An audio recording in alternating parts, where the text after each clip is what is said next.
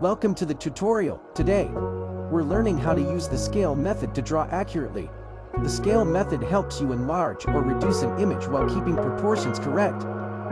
Start by drawing a grid over your reference image.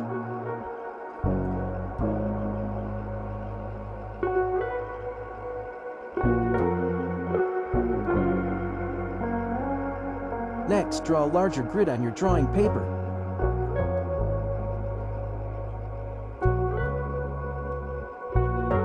Each square on the larger grid matches a square on the original reference image. Now, focus on drawing one square at a time. Don't worry about the whole image yet. This method helps you draw accurately without needing freehand precision.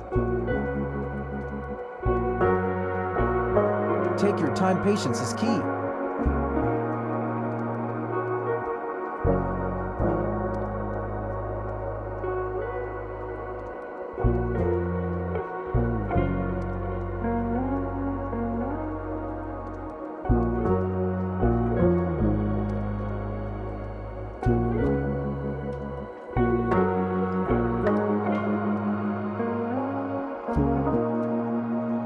Keep checking that your lines match the reference.